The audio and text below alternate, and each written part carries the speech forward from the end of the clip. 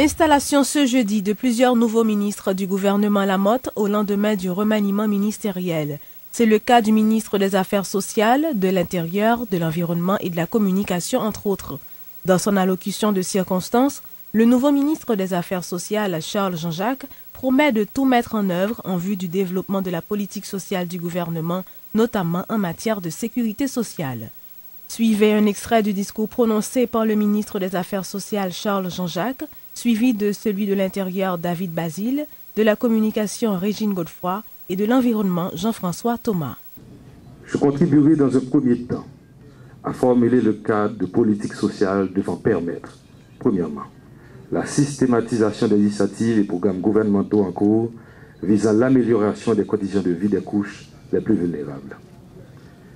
Deuxièmement, la mise en place d'un système de protection sociale en santé lancé par le président de la République le 28 mai dernier dans le but de protéger tous les Haïtiens des risques liés à la maladie.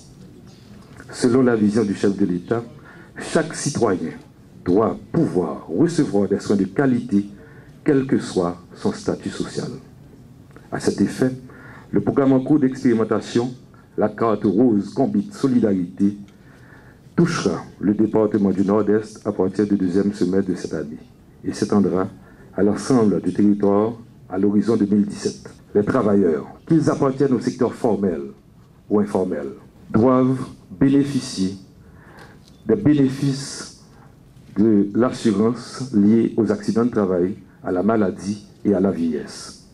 Ce dialogue tant souhaité aboutira enfin à la mise en place du conseil d'administration des organes de sécurité sociale CAROS en vue d'une gestion plus rationnelle des deux entités qui sont l'OFATMA et l'ONA.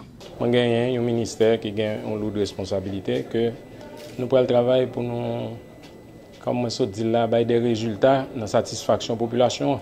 Je dis que c'est organisation, collectivité, renforcement, délégation avec les mairies pour que effectivement et services de proximité justement atterri parce que la population a senti que les prises en charge, c'est pour ça qu'elle a voté président Matéli, c'est pour ça qu'elle a voté changement, c'est pour le sentir changement. Le rôle pas nous-mêmes, c'est faire population sentir effectivement que services de base les joignent et que le gouvernement a le joindre.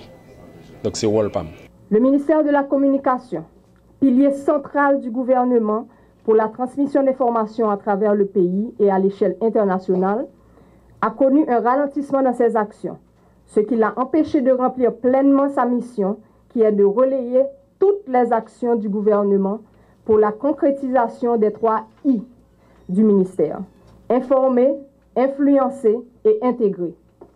Dans le but de corriger et redresser cette situation, nous allons utiliser tous les outils modernes que nous offrent les nouvelles technologies de l'information et de la communication pour redynamiser ce ministère, le propulser à la dimension des institutions de communication à standard international et le permettre ainsi de jouer son rôle avant-gardiste dans la promotion de la vision, des politiques, des programmes, des services, des initiatives et des actions du gouvernement.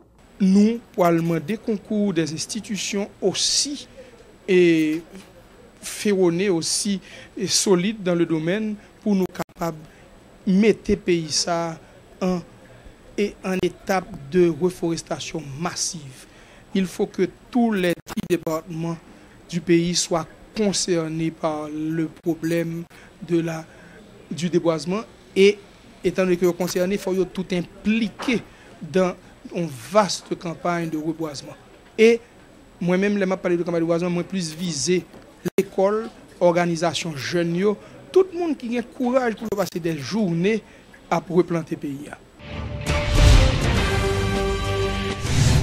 Le 7e sommet de la CELAC se tiendra à Santiago au Chili vendredi et samedi prochain.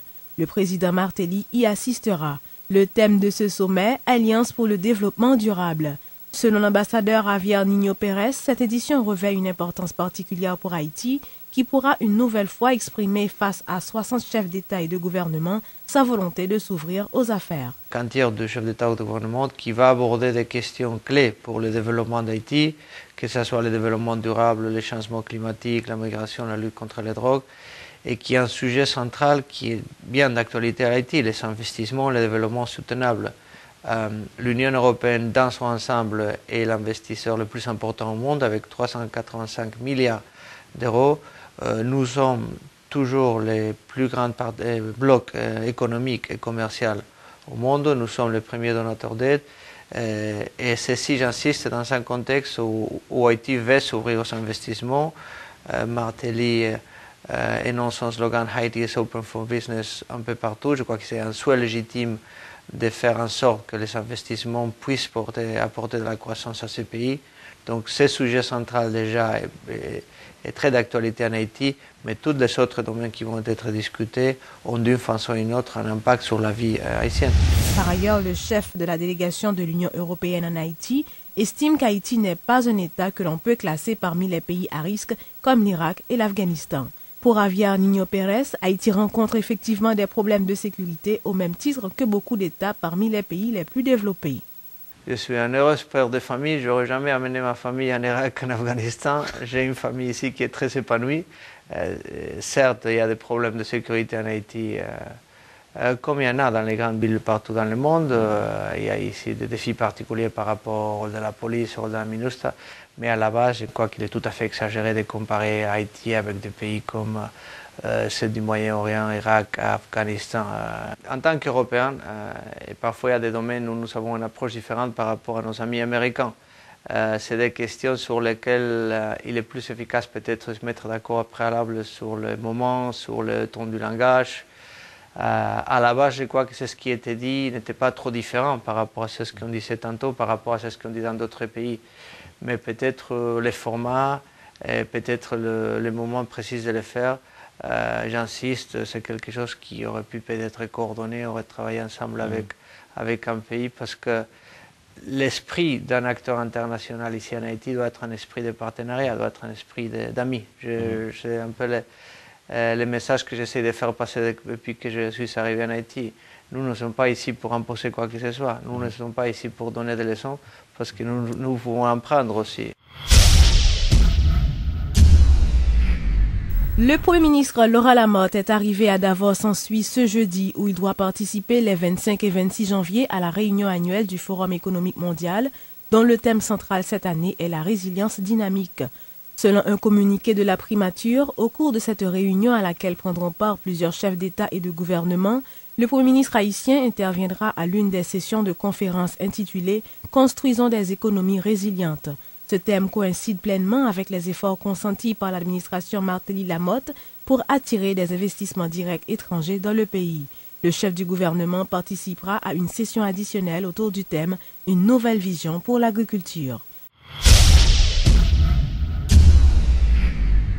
Le programme de ramassage des assiettes en foam se poursuit. C'est ce qu'a annoncé le directeur du service métropolitain de collecte des résidus solides SMCRS, Jean-Donald Paraison. Selon M. Paraison, cette décision a été prise dans le cadre de la lutte pour la protection de l'environnement lancée par le gouvernement Lamotte. Donc c'est extrêmement important à ce que, c'est-à-dire tout groupe organisé, l'église, l'école et la presse, tout le monde en général, je pense que en nous commencer à mettre main à la pâte pour changer le visage environnemental pays noir. Parce que SMCRS à lui-même, ministère de l'Environnement à lui-même, pas capable de faire pour travailler là pour compte. C'est nous tous qui pouvons mettre main à la pâte. Par exemple, on nous dit que la radio et télévision métropole a décidé pour faire une petite rubrique de 15 à 30 minutes, nous pas dire chaque jour, même s'il t'a chaque semaine.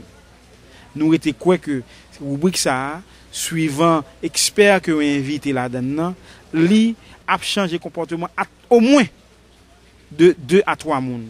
Si nous avons changé le comportement 2 à 3 personnes seulement par semaine, dans environ 5-6 ans, nous avons quoi que une grosse amélioration qu'a fait. Inauguration ce jeudi à Kinskov du Centre rural de développement durable. Ce centre financé par l'USAID à travers le projet WINER est destiné à moderniser l'agriculture haïtienne par l'introduction de techniques améliorées. Son centre de formation, côté nous former, ça nous relève des paysans vulgarisateurs. Il y a plus de 4000 paysans qui formés ici déjà. Son centre côté aussi nous fait démonstration pour nous montrer qui gens pour planter pommes de terre, qui gens pour planter carottes, qui gens pour planter choux, poireaux, etc. Toutes les légumes. Puis belle réalisation nous fait dans ce centre ça, c'est ça les petites serres paysannes pour agriculteurs haïtiens pour produire beaucoup plus des produits de qualité pendant toute l'année. Donc c'est avec l'Université de Floride que nous développons ça et Kounian il y a à peu près 300 là-dedans qu'on a installé dans toute commune Kinskov et d'ici fin année il y a un millier de serres qui peuvent aider les paysans, font grand bond en avant, il a fait beaucoup plus l'argent qu'ils étaient habitués à faire. Le plus grand centre que nous avons, ce n'est pas ici. Le plus grand centre là, c'est Babouen, à côté Gantier. Nous n'avons aucun centre là. Côté nous avons un laboratoire, nous avons un tracteur, nous avons tout bagaille. Ça, ici, il y a son centre qui pour légumes, fleurs et fruits. Vous comprenez? Tandis que dans plein land, son centre qui travaille surtout sous maïs, pois, avec du riz. Vous comprenez? Mais nous n'avons pas le droit d'aller au-delà de zone ça. C'est-à-dire cul-de-sac et puis zone les mateux, c'est-à-dire Cabaret, Arcaïe et Rivé-Montrouy.